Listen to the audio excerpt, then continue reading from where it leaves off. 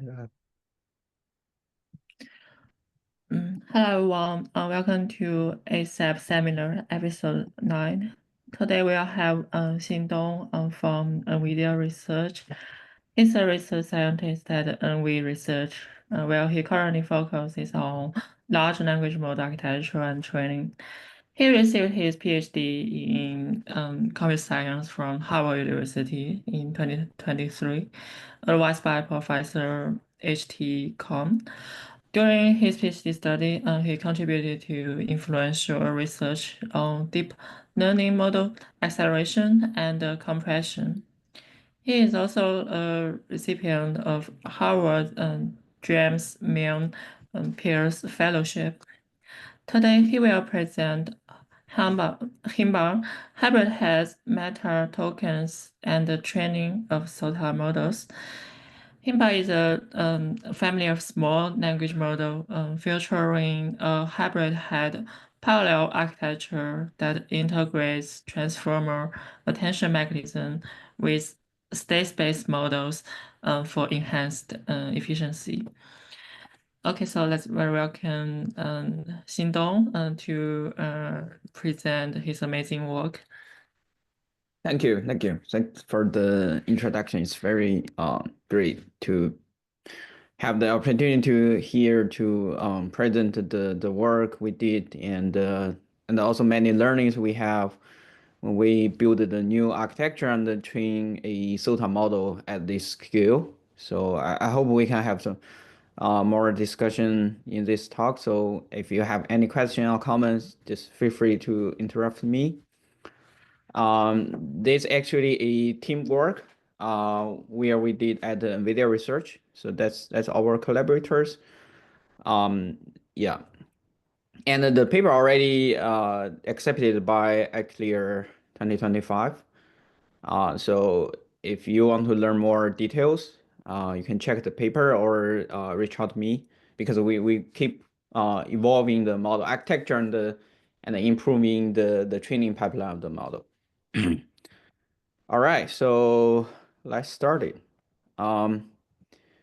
First, I just want to give a brief background on the linear attention. I guess for this seminar, I guess a lot of people are already familiar with that, but just in case, right? So the ChatGPT has amazing result, and the base architecture is transformer where inside of the transformer, the most important module is self-attention. So self-attention will take Q and key, do the matrix multiplication, and then a softmax operation to calculate the attention score. But this softmax actually have a quadratic cost. In addition, you also have the linear complexity of the memory.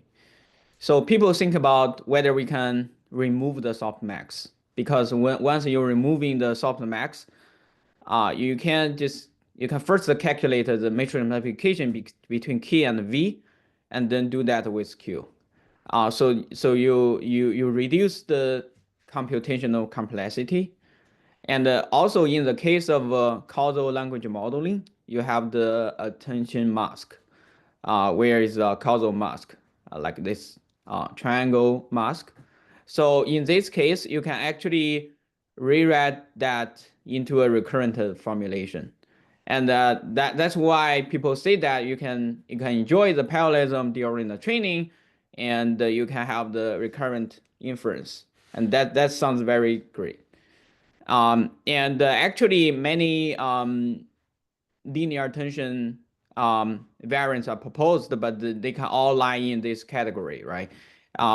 For example, sometimes people will have different kernel function that how they transmit the Q and the key function vector, or they have different masking mechanism to somehow introduce some prior knowledge of the sequence modeling.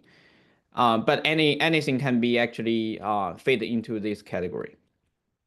So we are not trying to propose a new operator, a new linear attention operator. We are trying to understand how we can leverage the existing things and whether we can combine the self-attention with the linear attention. Because the motivation is very simple. We know that transformer actually have quadratic computation cost and high memory requirement for storing the KV caches. But they have very great accuracy. So people saw that the transformer usually lead to the best performance. And for the in this work we mostly using the Mamba as the linear attention module. But I just want to say that we are currently working on some other variants of the linear attention operators, especially DeltaNet and the gated DeltaNet, and we found that's actually lead us to a even better accuracy by replacing the Mamba operator with that. But anyway, in this work, I'm talking about we are using Mamba mostly. So the Mamba are efficient according to the formulation, their mathematical formulation. But in the same time, we also found that they fall short in general benchmarks and the recurrent intensive task. I know there are already a lot of work. They try to study the accuracy of Mamba and the transformer model, but we also do that by ourselves because we want to control all the factors the same.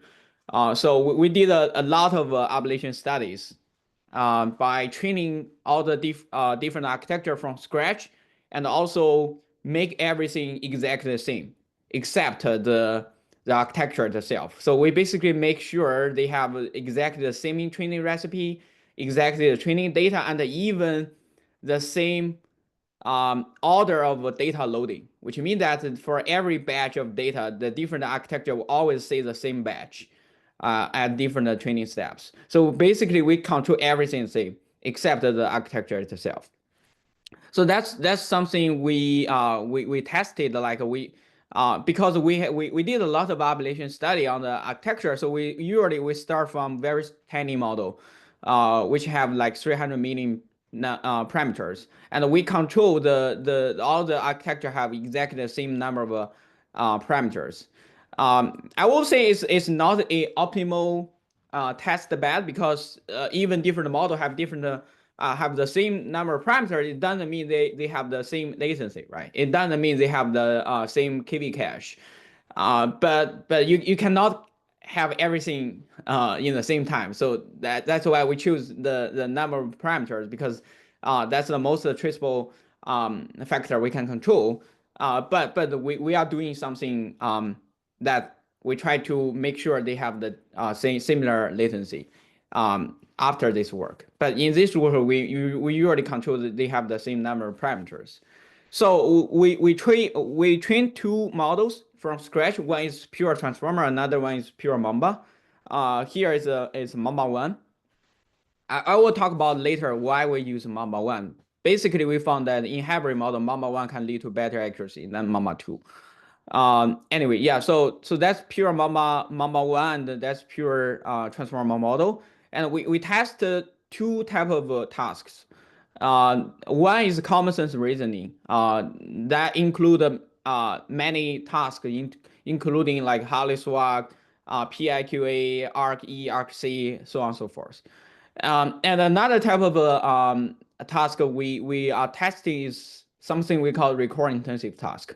We are not using some synthetic task, for example, needle in a haystack or ruler benchmark. Instead, we are using some real world task, for example, SWD, squad completion, and reading and some other reading comprehensive tasks. In the same time, we also calculated the throughput.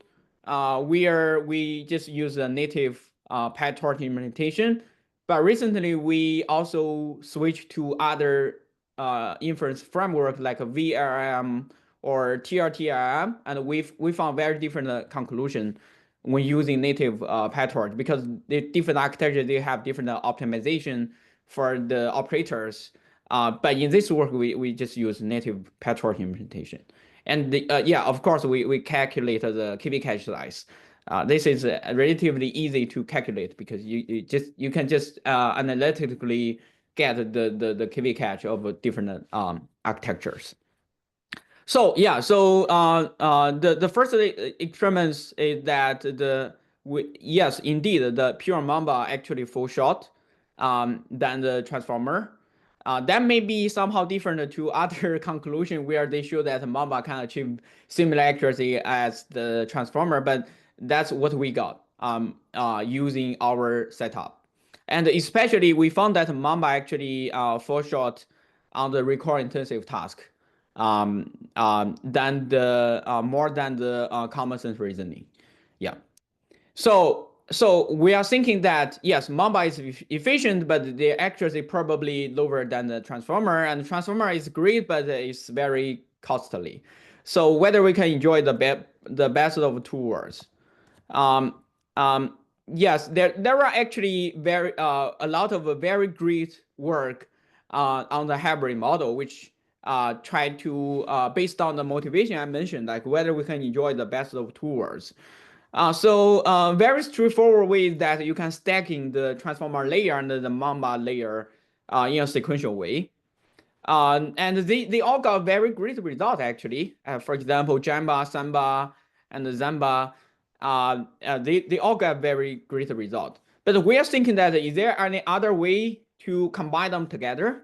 Because if you use like sequentially stacking them, which means that in one layer you can only have one type of operators, right? And that's first that can potentially um, introduce some information bottleneck. Because, for example, if Mamba is not good at a specific task, then in this layer that only have Mamba will somehow filter out some useful information, and even you have the skip connection in the input and the output of the block, that may also introduce some information bottleneck. And another thinking that if we can put different operators in a single layer, then we can have a very strong inductive bias of the diversity of operators. And that may potentially help the task performance. So, so our first motivation that whether we can learn from the multi-head attention that we have a hybrid head layer, and which means that in one layer we can integrate both the attention head and the SSM head within the same layer, and so they can operate on the same input and they can offer parallel and complementary processing of the same input. And we try to interpret the idea from the memory perspective, right? So for attention, it's something called the snapshot memory because you basically keep the KV cache for every input token, no matter how long the input is. Here I'm talking about the global standard attention. And for linear attention or Mamba or any other RNN variants, it's actually something called fading memory because you just have one hidden state, and for every input token, you try to use the input token to update this hidden state. So the hidden state will when the sequence is going longer and longer, the hidden states have to decide what kind of information to forget and what kind of new information to take into the hidden state. So if we can put them in the same layer, then in one layer you will have the you will have two type of different memories. So yeah, so and also this also motivated by the multi-head attention because we know that uh, even for the attention mechanism itself, you have one head and you usually will do like multiple head um, to and you hope that different head will capture different information of the input, right? So because we can also write the Mamba into the similar formulation as the attention because you can still calculate the attention score or attention mask, attention map for the Mamba. So we are thinking like in some sense, Mamba and attention, they are not that different, right? They can both write into this attention formulation. So why don't we just treat the Mamba as a special type of attention? And so you can actually have the hybrid head attention. Yeah, so that's how we derive the multi-head architecture and what's our motivation. It's like we can have like those two type of attention map one is from the attention, the standard attention, the softmax attention, and another one is from the Mamba attention. We call this Mamba attention. Yeah, and that would be, maybe that's a good idea, right? To try. Um, I will say like another very interesting work is called Titan, and in the Titan work, they also propose something similar in Hymba, right? So they anyway they first of all they propose a new linear attention um, operator where they call this neural memory, and they have two ways to actually combine the neural memory and the standard attention. One is the sequential way, right? So you have some input and you feed them into the neural memory module, and then you do the attention over the output of the neural memory. But in the same time, you can put them in parallel. You can have for the same input, you can feed them to either for both the neural memory module and the standard attention module, and you use some way to merge their output. But the difference is here that in Hymba we try to add the output of the attention and the Mamba together by just averaging, or you can do concatenation and the projection. It's basically similar stuff. But in Titan, they actually say that you can actually treat each other as a gating, right? So you can treat the attention as a gate of the neural memory, or you can treat the neural memory as a gate of the attention, which means that when you combine them together, you want to actually do the multiplication of their the output. And in their experiments, they show that actually this parallel architecture works better than the sequential ones, and in their experiments. So I think that's also somehow echo what we found in Hymba. We also found that the parallel structure perform better in terms of the accuracy. Yeah, so that's the first thing we have in the Hymba architecture. I will go back to a more detailed analysis of this parallel structure. But I really want to move into the next thing we did for the Hymba, which is we call the meta token. So meta token is actually have many names before. For VIT, right? For work in VIT, people usually call this register. Where they found that by having the register, the embedding of the register can be a very good embedding of the whole input sequence. Or they also found that the register in the VIT can somehow reduce the feature noise for the vision task. So yeah, so VIT people call this register.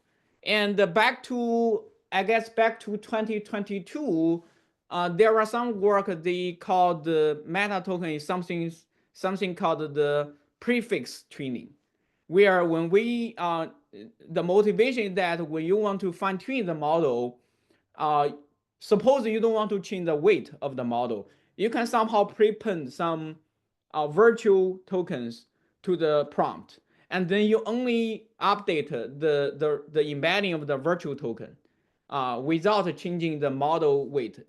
So they call this prefix tuning, or people also call this soft prompt, because the meta token is just something like the real token, but they are not correspond to any real words in our human language. They just some latent vector that but operate in the similar way as the real word tokens. So people have different name of that. But in Hymba, I think we probably the first to use the starting from the pre-training stage, because all the for the VIT, yes, they use that from the pre-training, but the VIT is something usually is an encoder. It's not a causal architecture. And for the prefix tuning or the soft prompt, people usually do that during the fine tuning. So we are curious, like whether we can have those meta token idea starting from the pre-training, and whether this will help the performance of the base model. There is a diagram to show that how the meta token works. it's actually very easy because you can just first initialize another vocabulary or another embedding layer. And for no matter what kind of input you feed into the model, you always prepend some meta tokens before the real prompt. And after that, everything just operated the same as before, right? So those meta tokens just operated like the real token. um, and and when you calculate the loss, you basically just have to mask out the meta token because we don't know what's the ground truth of the meta token, right? Because they are not corresponds to any real world tokens. So when you calculate the cross entropy loss, you just mask out the meta token and just do the next word prediction over the real tokens. But even we didn't have the loss terms, those meta token embedding can still receive the gradient, right? So that's how we updated the meta token. And during the inference, again, you just have to prepend those meta token to any input you can to feed into the model, and then the model can just leverage those meta token to possibly to have better accuracy. Yeah, so that's how the meta token works. And so, first of all, empirically, we found meta token is really effective. In most of our experiments, we try to use 128 meta tokens, um, and uh, and this only increase a little overhead of the compute or the KV cache, because actually you can pre-calculate the KV cache of those meta tokens because they don't change after training. So you can just pre-calculate them and store them as a part of a parameter of the model, right? And in terms of the number of parameters in the meta token, it's just less than 0.1% of the total model size. So the overhead is really small. Um, so, but we found that the meta token can really help the model accuracy. And in Hymba, we only train up to 1.5B, but we have some internal work. We scale up to 8B, and also we scale up the training token to more than 3 training tokens, and we still see consistent improvement by having the meta token during the pre-training. Yeah. So that's how the meta token works. Um, I think we were trying to understand why the meta token help us. But in short, we still didn't fully understand why the meta token can really help. But I can give you guys some hints that why we think it should work. The first work I want to mention is from the Danqi Chen's team. They proposed something called the metadata. So the metadata, um, so in the first glacier, it's totally different to meta token, right? So what they did is that for the training samples, you somehow prepend the source of the sample. For example, this training corpus is from the Reddit, so they put the URL reddit.com, and for this sentence, this may come from the Wikipedia, so they just prepend the wikipedia.org. And so this method is actually a way to modify the pre-trained data. It Yeah, and they found that by simply doing that, they can actually speed up the training of the model and also get better accuracy by simply doing that. So in my view, I think it's also a type of a meta token because think about that. For all the sentence from Wikipedia, they will have exactly the same tag, right? They will have exactly the same metadata. So it's really like the domain dependent meta token compared to our work because we always prepend the exactly the same 128 meta token to all the prompt. But in this work, the only the sentence or only the prompt from the same source, they will have exactly the same meta token. Yeah. So I think this could be one thing that we can understand why the meta token really can really help the model accuracy. Another analysis, yeah, and any question on that? We have several questions in the chat, so you can open it and then. Okay, yeah, let me actually try to Yeah, you can also read the question, so other audience will know the question. Yeah. Okay. So the first question that are those meta tokens used to summarize the history, and the history token are discarded, or do we still keep the history? I don't quite actually I don't quite follow what the question is asking for. Because as I said, the meta token does not correspond to any real token. So, which means that it's not human readable. So we don't know the which word the meta token is representing. Yeah, I don't quite understand what do you mean by the history. Yeah, if you yeah maybe you can clarify your question further. Yeah. If I didn't answer your question. Yeah, so yes, yeah, exactly. So they just some latent vector and prepend it to the prompt. Yeah. Okay. The second question is that are the meta token acting like the register to store the global information? Very great question. I will show you some figures later on that. Yeah. We did some analysis on that actually, and the answer is yes. We think so. Yeah. Okay. So we try to understand why the meta token works. So the first thing we did is to visualize a model with meta token and without meta token. So we choose two models. One is our Hymba model. Yeah, so one is our Hymba model. Another one is the Llama 3.23b.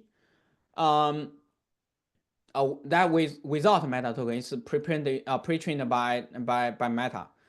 And we actually we categorize the elements in the attention map into four classes.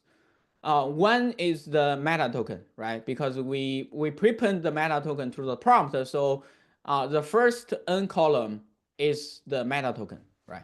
And another one is another column is called the BOS. We are interested in this because there is a phenomenon called attention sink, and people found that for a pre-trained model, the BOS token are heavily attended. Um, yeah, and the third class is called self. It's like how one token attend to itself.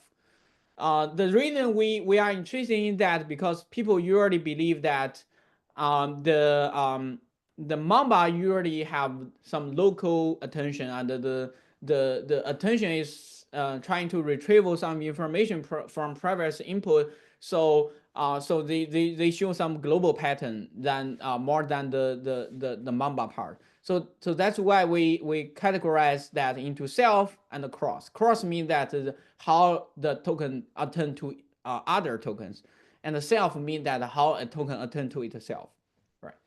And the first so look at the Llama 3.23b. Yes, we observe the attention sink because the BOS token actually receive almost half of the attention score with a single token. So that's really heavy attention sink. And for the cross attention, it's about like a 40%, and for the self attention, it's like a 4%. Yeah, because the Llama 3.2 does not have any meta token, so the meta token attention score is 0. And then we visualize the model in Hymba. Since the meta token was prepended to the input, so both the Mamba head and the attention head will be able to access to this meta token. So for the visualization of Hymba, we actually visualize the attention and the Mamba heads separately.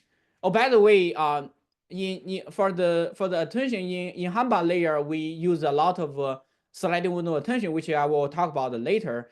But for now, yeah, you should realize that we use a lot of sliding window attention instead of global attention. So very interesting is that after having the meta token, the attention sync phenomena totally disappear. So the BOS token still receives some attention score, but it's very small. It's under 1%. But instead, the meta token will receive a lot of attention. It's about like 33% of the total attention, and most of the attention score lie in the cross attention for the sliding window attention heads. Yeah. So one thing I want to mention that for the classic attention sync, because the model only attend to the one single token, which is the BOS. However, in the meta token case, because we have 128 meta token, so even the about 33% the attention score lie in the meta token, it doesn't mean the model only attend to a single token in out of the 128 meta tokens, which I will show later that actually at the different for prompt from different domains, different meta token will be activated. That's also something very interesting. Yeah, so in terms of the Mamba head, it's very interesting that about 70% of attention score lie in the self, and only 25% attention lie in the cross attention, and also some attention the for some attention score, Mamba had put that into the meta token. Yeah. And yeah, I think we think that's very interesting phenomena. But I think it's just some empirical analysis about how the model attend to different part of the tokens. Yeah, any question about that?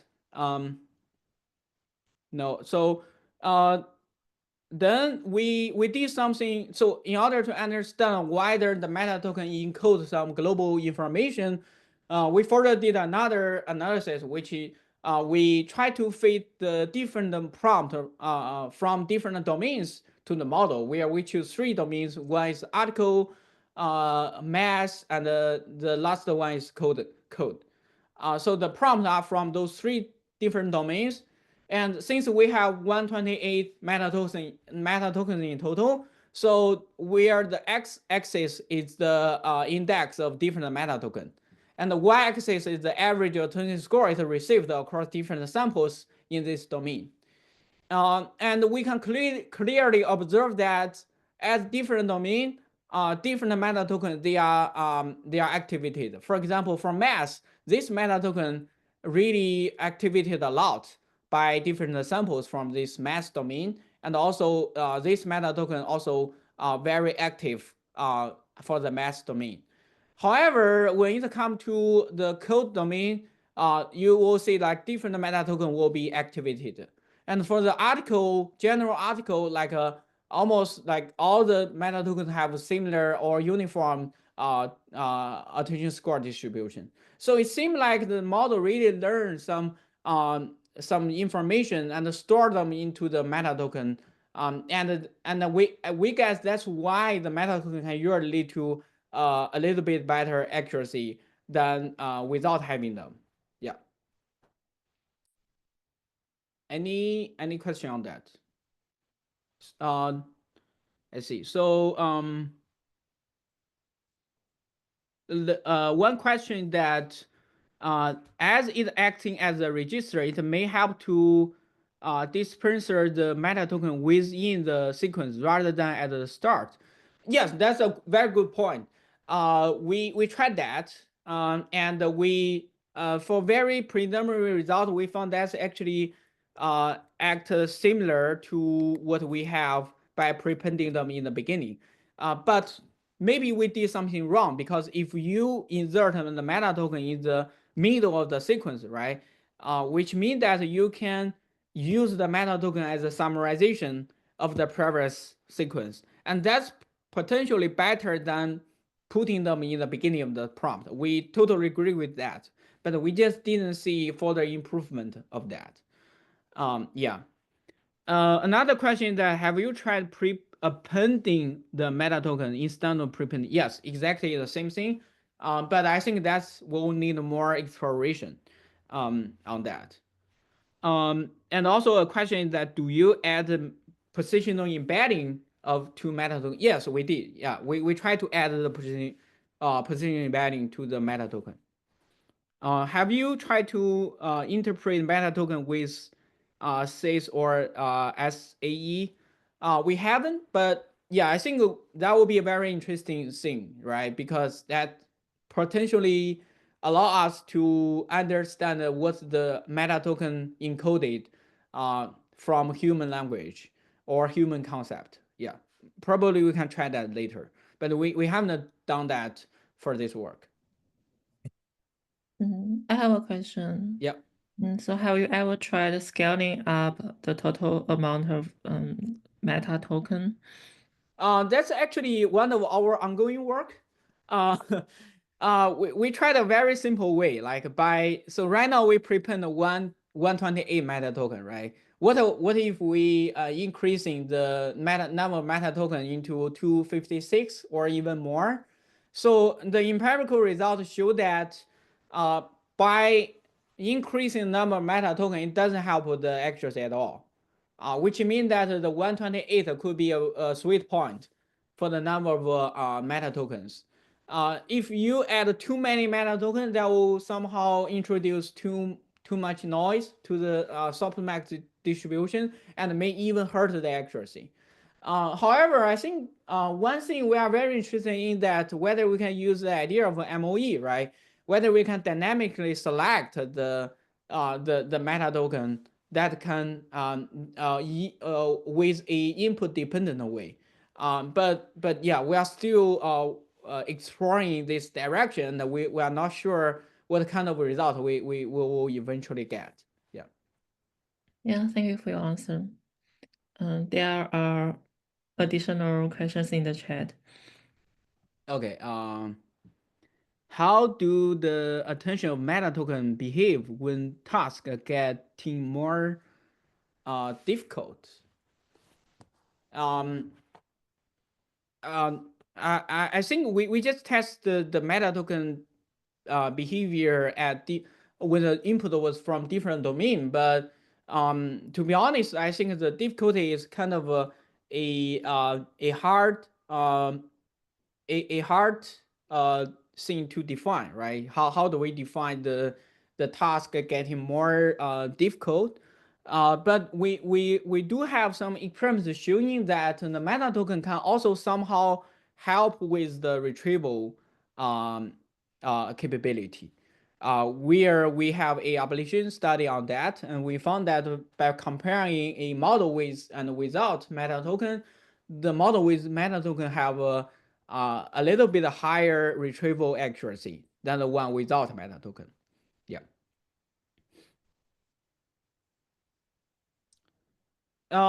Yeah. So one question is that because it's a causal model and because you prepend the meta token, how they be able aware of the topic? Yes, you're right. The meta token themselves are not aware of the topic, but the later real token can select which information they want to retrieve from the meta token, right? It's like the meta token is an information pool, and the later token can freely select which kind of information it want to extract it from the meta token. And that's also related to your question that it could be better to append append the meta token than the prepending. But append the meta token will have some issue when you do the generation, right? Because when you do the generation, the last token will always change. So that will lead to some implementation issue and possibly some efficiency issue. Yeah. Okay. Um, yeah, so I think I yeah, I think I already answered all the questions. I can just continue that. Okay, so yeah, we talk about the meta token and we talk about the parallel head structure, and the second optimization we did in Hamba is that because we have both attention and the SSM head, so we are thinking whether we can further simplify the attention head because you already have SSM, right? SSM can already did a lot of job, so maybe you don't have to use a very expensive attention head. You can just use a cheaper version of that. So one thing we did in Hamba is that for the attention head, we only have 3 global attention head, and all the other attention head will be sliding window attention. And that's actually help us a lot for both the latency and the KV cache because the key sliding window attention have much fewer KV cache than the global attention when the sequence length is very long. And for the 3 global attention in our Hamba 1 architecture, we put them in the first layer, last layer, and the layer in the middle because we hope we want to evenly distribute the global attention layer across the whole model. Yeah. I have a very Uh, quick question. mhm. Did you use any position encoding for the first attention layer? Yeah, so that's a very great question. For Hamba 1, yes, we use position embedding for all the attention layers, no matter it's global or local. But we are considering to have some alternative way to have the position embedding, which I will talk about later in this talk. Yeah. Yeah, so which yeah, as I showed for the Hamba model, we interleaving the sliding window attention and the global attention. But in Hamba we only have 3 global attention. And after Hamba, there's a work from the Databricks. They try to do the interleaving of the sliding window attention and the global attention for a pure transformer model. And they also found something very similar that yes, you can also do that for the pure transformer. And another thing they did in this work is that try to share the KV cache across the for every 2 layers or 3 layers. What they did that they try to share the KV cache across all the global attention or a group of a global attention. And for the sliding window attention, they also try to do the KV cache sharing in the architecture. And interestingly, Hamba also did the independently found the similar stuff that we try to share KV cache, but we don't share the KV cache in the sliding window in the full attention because we only have 3 full attention, so we don't want to further reduce its modeling capability. And we only do the every 2 layer KV cache sharing across the sliding window attention layer. I was wondering what is the sliding window size? Yeah, so for the sliding window size, we actually try to actually try the different settings, and for most of the cases we use 1K window size, and we also try 500 sliding window size, and we found that also works well. But choosing the 1K is actually one learning from the Samba paper because they somehow claim that when the sliding window size is equal to 1K, its speed is somehow equivalent to the Mamba operator, and we want to balance the speed of sliding window attention under the Mamba. Yeah. Also, because you have hybrid head and you want different head have similar running speed, and so Yes. Yes. Exactly. I see Yeah. that makes sense. Yeah. Yeah, and I also remember like a recent Drama 3 work. They also showcased that the sliding window size could be like 1,000, which is sufficient. Yes. Yes. Exactly. Yeah.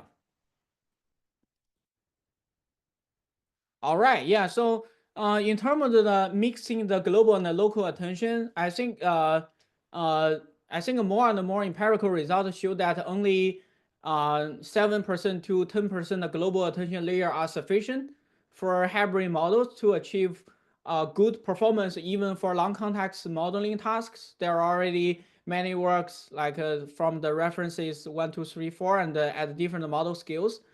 And another thing is that how to add the positional embedding to the model, right? Because now you have local attention and the global attention.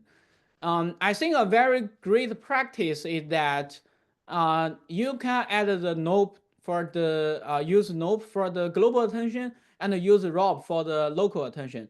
There are already some existing work using this technique. For example, Samba, yeah, Samba does not have any global attention in their paper, so but they use the rob for the sliding window attention layer, which I think is a very smart move. And another work is also from Databricks. They call this rope to nope and back again. And in this work, they propose this strategy that use nope for the global attention and use rope for the local attention. And if I remember correctly, the Llama 4 also use something similar to get a good long context capability. And we also have some internal ongoing work that found something similar to this strategy. And it seems like this strategy is something you want to consider when you build your model, especially it's a mixing of global and local attention. Yeah, I will stop here to see any question on that. No? Okay, great. Yeah, I just want to talk about from the global and the local attention, I just want to also talk about my thinking on the long context length and what we really need to consider for the long context.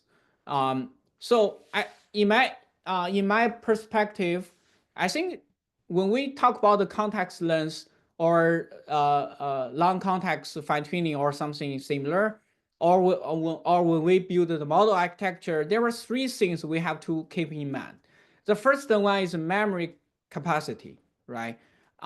So theoretically, linear attention has constant memory, and softmax attention have linear memory. So in some sense, if the task requires the model to remember a lot of information, probably the hybrid model will have its precision, because in hybrid model you still have a few softmax attention, and a pure linear attention model may have limited memory capacity. But I'm not saying it will perform bad on a task, because not all the tasks require you remember everything, right? For example, for the needle in the haystack task, I think it's a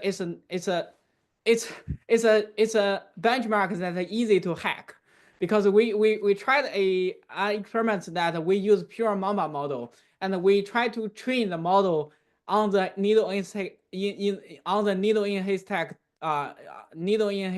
task data, and we found that for Mamba it can achieve near perfect accuracy if you really train the model on the needle haystack data. I think it's kind of reasonable, because in order to answer the needle in haystack task correctly, you don't have to remember everything. Instead, you just have to scan the input, and you found where is the needle, right? And you remember, you put the information of the needle into your hidden states, and you can just ignore all the following tokens, because it's not helpful for the specific task. So that's what I mean, right? Even you have limited memory, it doesn't mean you will perform bad on a specific task, because not all the tasks require you to remember all the information of the sequence. Probably you just have to remember the important information. So that's one thing related to the memory capacity, and that will change you how to build the model, right? And the second thing I think we have to keep in mind is the positional information. Right. So people will talk about the implicit and explicit positional information. I think that's great. And even for softmax attention, people show that the model can somehow learn some positional information without having the positional embedding. But in my perspective, I think adding the prior positional information may be helpful for the model, but you have one more thing to train, right? Because when you train the model at one sequence and do the inference at a longer sequence, the prior information you add into the model may be incorrect. So you have, yes, you can manually introduce more and more human prior to the model by adding the positional embedding, but you have one more thing to train if the sequence length is much higher than what you train the model. Yeah, so that's one thing we have to keep in mind. I think both NOP and ROP, they have their advantage. It's just a trade-off, like which part you want to emphasize. And the third thing we have to keep in mind is the attention distribution, and that's true for both Mamba and the attention. For example, even Mamba can take arbitrary long sequence input, right? Because it's a recurrent formulation. But what we found is that Mamba cannot magically extend the training sequence length to a longer inference sequence length. Even theoretically, it can. The reason is really the attention distribution, because if you write down the attention score of Mamba, you will find this accumulative product um, of A, right? So if the input sequence length is super long, then you will have more terms to do the accumulative product. And suppose you train the sequence, suppose you train the model at a 2K sequence length and do the inference at the 4K sequence length. This accumulated product will have a different distribution. So we have another work that try to calibrate this, right? If the inference sequence is much longer than the training sequence length, you may want to do some token pruning to make sure you always do the same number of accumulated product in Mamba.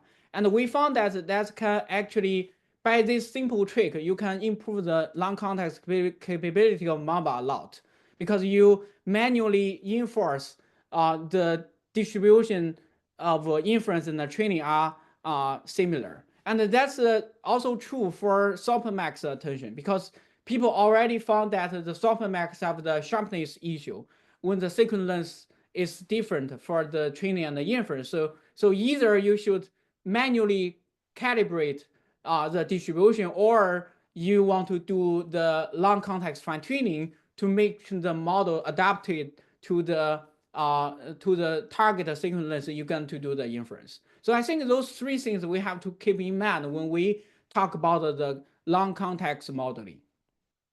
But usually, if you just consider one thing, you can see some improvement, but it's not the optimal choices when you want to train a very great long context model.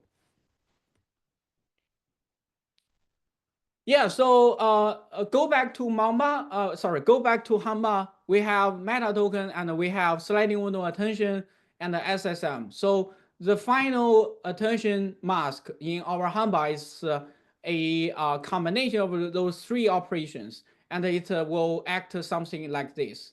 And surprisingly, the paper of Titan also have a very similar figure in their paper. Yeah. Okay, so next I want to discuss more ablation study that can support our findings in Hymba. The first one is whether we want to sequentially stacking the attention and the SSM, or we want to put them in parallel. So in this ablation study, yes, we just take the same architecture, but we change the order of different layers, either sequentially or parallel. And we found, yes, the parallel structure can have higher accuracy and for both the common sense reasoning and the record task. And yeah. So we also did some analysis, right? Because in Hymba we have both the mama head and the attention head. So we do some pruning on to the model and to understand which head is more important than another one. So the conclusion is that the relative importance of attention and the SSM head in the same layer is really input adaptive. So it varies across tasks, which means that for some tasks, the attention is more important, and that for some tasks, the SSM is more important. So you can really see which one is more important at one layer. But we also found some very interesting stuff is that if you remove the SSM head in the first layer, then the model will totally be destroyed. Which means that the SSM head in the first layer is critical for the language modeling, and removing it causes a very large accuracy drop. So you don't want to remove the first SSM head. Sorry, you don't want to remove the SSM head in the first layer. Um, and uh, and generally, if you're removing one attention head or SSM head, it will result in about 0.5% or and 1.2% reduction in accuracy average across all the layers and tasks. So which means that in some sense, the SSM head really play a very important role in this parallel head structure. Yeah.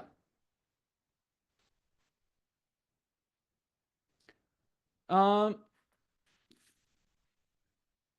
okay, I saw one question that the paper demonstrate Hymba's performance up to 16K context, but the ARM now handle much longer. Will Hymba combine the strengths of both SSM and attention? How would it perform with even longer context?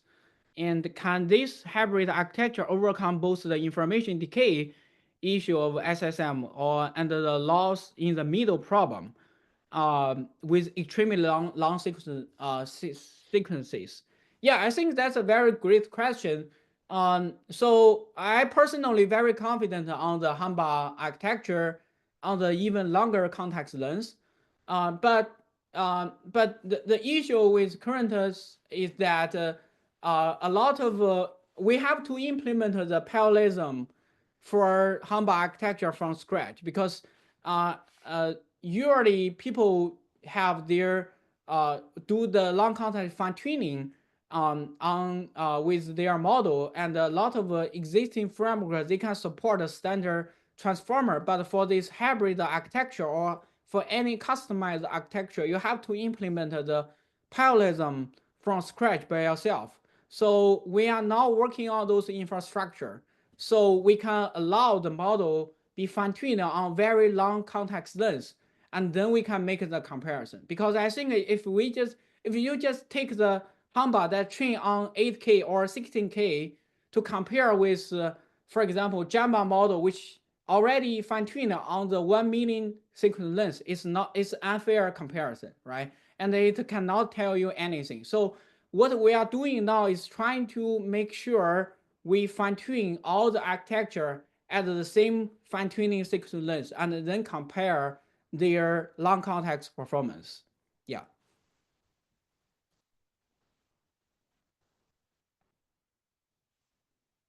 Um, yeah, so some other application study we did is that what if we introduce the local attention or slide niveau node attention, and what if we introduce the KV cache sharing to the model, and whether that will give us performance drop.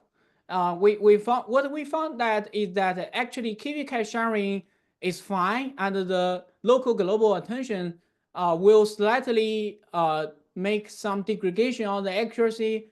But for a Hamba model, having the local global attention and the cross-layer KV cache sharing have very little drop of accuracy. But if you do that for a pure transformer model, the drop of accuracy is relatively larger, but also acceptable. So we think the reason behind that is that in Hamba we have both SSM and the attention. So if you do some compression or simplification on the attention, the SSM can still play the role and maintain the model performance. Yeah, so that's the ablation study we did, and also we try to ablation the meta token, and we show that the meta token will increase both the common sense reasoning accuracy and the record accuracy without introduce too much overhead. Yeah. So that's all about the architecture we do for the model. Any questions on that? Okay. All right. Yeah. So now I just want to share some results that we got from the Hymba, the final Hymba model we train. As I mentioned before, we do the ablation study at a 300 million scale and a 1B scale. And once we finalize everything, we scale up to 1.5B, and we train the model for 1.5 trillion tokens in total. So that's a comparison of the model. Basically, the conclusion is that Hymba can really perform well comparing with the SoTA model at a similar scale with much less training tokens, because we only train about 1.5 trillion tokens in total. And in the same time, small ML will train 11 tokens, and the Queen 2.5 train like 18 tokens, according to their technical report. So for the Hymba model, for the MLU score, we fall behind to the Queen 2.5. But for other benchmarks, we are actually can be better than Queen. However, it's just the last version of Hymba. We now have a new version of Hymba where we show that by improving the data quality, we can outperform Queen almost all the tasks, including the MLU. Yeah, so that's it. And we also compare the cache size, and we show that the Hymba have much smaller cache size comparing to those pure transformer models, and also we got the higher throughput when the sequence length is longer. It's very long. Yeah, it's like we measure the throughput at 8K sequence length and the 128 batch size. Yeah, that's also some comparison on for the throughput versus the common sense reasoning and the cache size versus the MLU score. Yeah, and we test here, we test on another MLU format, because for standard MLU you basically ask the model to answer A, B, C, D, and that yeah, so you just ask the model to answer A, B, C, D, and I think for a small model, it's better to test something called the MLU continuation or something called the MLU close, where you not just ask the model to answer ABCD, it's really asking the model to answer the contact of the ABCD. So this benchmark could be more robust than the standard MLU. Those are some ablation study. Yeah, so we do the ablation study at the 300 million scale and also 1B scale. Yeah, I just show you guys the 300 million scale ablation studies, and this is the 1B scale ablation study. And basically, we reach the similar conclusion that Hymba achieve lower perplexity and a higher task performance if we control everything exactly the same. The training recipe and the data, and only change the architecture. So for Hymba, for the release version, public version of Hymba, we use two-stage pre-training, where we, for the first stage, we train 1 training tokens in total, and we use a constant large learning rate to do the general training, pre-training, and then we do the learning rate annealing where we decay the linear rate to 1e minus 4, and in the same time we switch to higher quality data set, which including the public small ML data and some our NVIDIA internal data, but this internal data just have like a 100 billion tokens in total. So plus the small ML is like about 400 billion tokens in total for this annealing stage. And then we will do three stage post training to get the instructor model. And this is the performance of the instructed model. We show that for a hybrid model, you can still get very decent accuracy after the post-training, similar to the pre-training. And we also apply some parameter efficient fine-tuning, for example, LoRa and Dora to the hybrid model. And we show that, yes, the hybrid model can also works well with the parameter efficient fine tuning. So everything seems similar to the pure transformer model. You can use basically all the stuff to the hybrid model that you already have for the pure transformer model. And we even did some quantization for the hybrid model, and we found that the hybrid model is also very resilient to the quantization and even more resilient than the pure transformer model. But we didn't show that in our paper actually. Yeah. So and the next is that now we have a newer version of Hymba. We call this Hymba 1.5, 1.5b. We make some tiny architecture change. One thing is that in original Hymba, we put the global attention layer in the first, last, and the middle layer. But we did some ablation study on that, and we found that it's maybe better to evenly distribute the global attention in the model. So right now we mainly put the global attention layer in the middle of the model instead of the first and the last layer in the model. And another thing is that yes, the KV cache sharing does not hurt the accuracy, but it's not friendly to many inference framework. For example, SGLang or VRM or TRTRM by NVIDIA. So we talked with the engineering team, and according to their suggestion and to ease the engineering effort, we removed the cross-layer KV cache sharing. So which means that we'll have 2x KV cache, but Hymba still have very small KV cache compared to the standard transformer. And another thing we did that we scaling up the vocabulary size, and we have some ongoing research showing that it's better to include more bits in one token. So scaling the vocabulary size is one way to achieve that. Yeah, so we for the new Hymba, we have much better data filtering to improve the data quality, and we also scaling up the training tokens to 5 training tokens from one training token, and we saw a significantly improved accuracy for the model.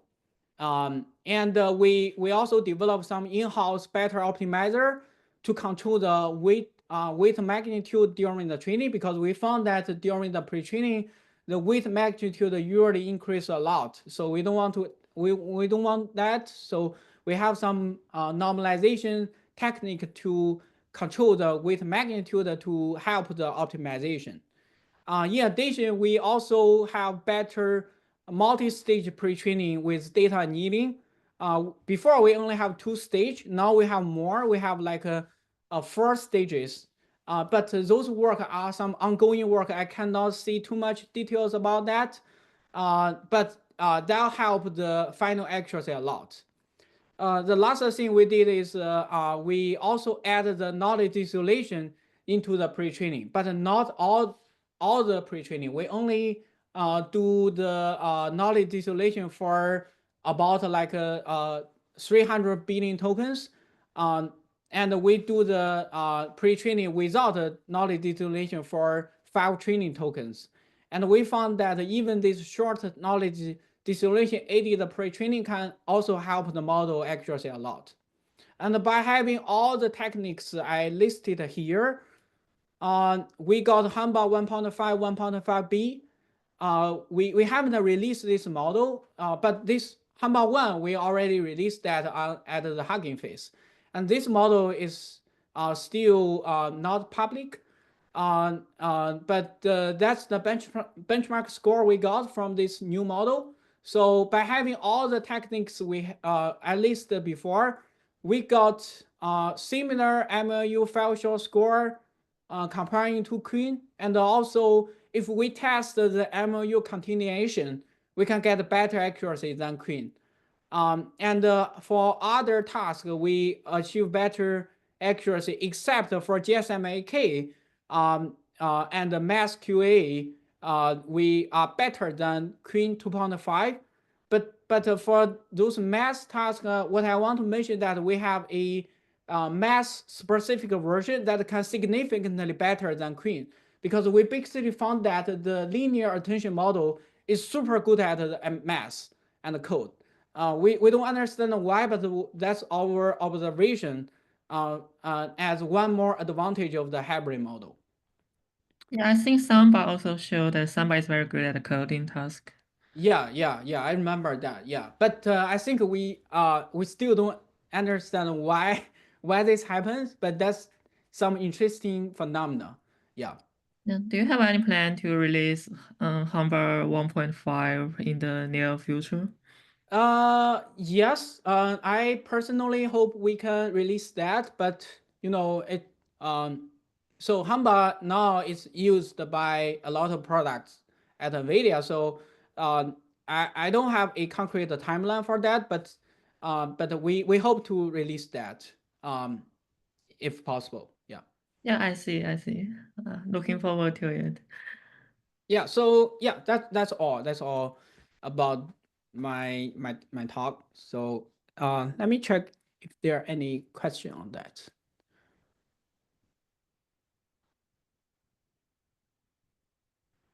Um, do those two different architectures potentially conflict in their learning objective or optimization trajectories, since they may serve different roles? Oh yeah, that's a very great question. Um, so in one word, according to the accuracy, you can tell, right? The hybrid model or the hybrid head architecture scaling very well. Uh, um, yeah, and we recently also scale this architecture to even larger. I cannot see the size. It's something yeah, I cannot see, but we scaling up the architecture to much larger size, and we also saw the advantage over pure transformer model for this parallel structure. So according to the results, it seems like the answer is no. They can work well with each other. And so we also did something to avoid the interfere of those two head. Where before we add them together, we first do the normalization and the gating. So this normalization and the gating can be just done by a RMS norm, right? Because in RSN norm, you already have norm and you have the scaling factor. The scaling factor can be a gate, and the norm is just normalize their output. And we found this normalization is super important because usually the Mamba head magnitude is much higher than the attention. So if you just add them together, the Mamba head will dominate the output. So we found this normalization and the adding is works really well. So yeah, that's something we try to make sure they can work good with each other when we build the model. Yeah. And in our paper, we also have this ablation study to show why this normalization is necessary to make sure they work well with each other. Yeah. I don't know whether that's answer your question. Um, and also I think from the attention map you can also tell that, right? Because um, because the sliding window mainly attend to the cross token, and the state space model they attend a lot to the self, and also attend to some cross tokens. Yeah.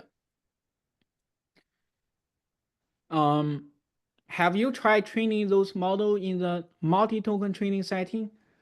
Um, we, no, we haven't. But I suppose you are talking about the meta multi-token training setting like DeepSeek, or the one done by Meta. Yeah, but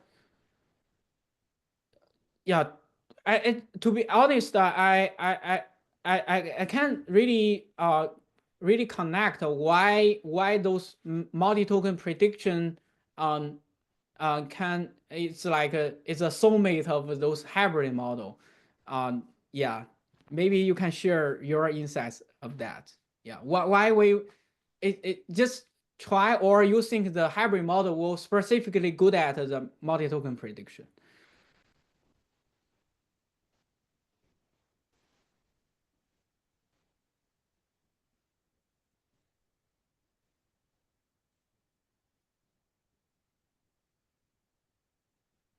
Yes, sorry.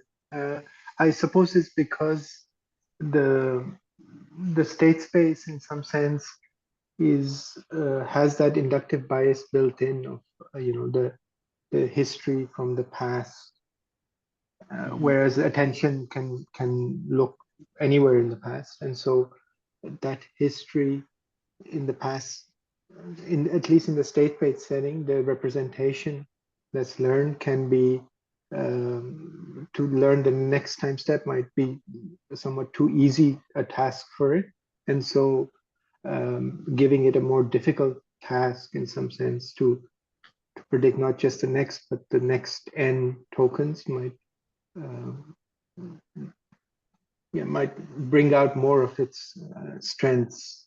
That was Yeah. as an That's a very intuition. good point, actually. Yeah, I like that. Yeah, probably. Yeah, our intern Because the next, yeah, could try because that. typically the next token is somewhat easy, at least in some settings, whereas for a given position, predicting the next n tokens, it's a much more difficult task. Yeah. And so the representations that are as state space needs to learn for that task need to be a bit more selective, I suppose, of the past. I don't know, Yeah. and hopefully better. And so that was the main Yeah. Yeah. plus, together with the attention sync, together with the registers, might be a killer combination. Yes. Yeah. Yeah. Yeah. Agree. Yeah. Yeah. Any other questions?